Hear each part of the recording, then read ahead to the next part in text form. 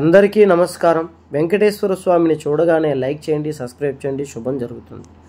August నెల ఫలితాల్లో కుంభరాశి వారికి లక్ష్మీ యోగం కలగబోతోంది.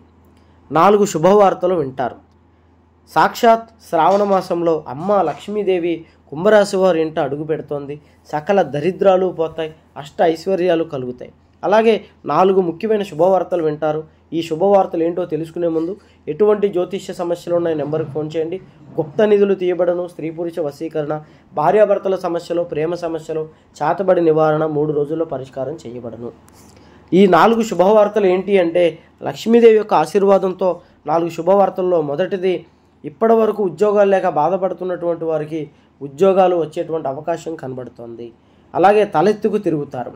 రెండవ శుభవార్త చాలా ముఖ్యమైనది.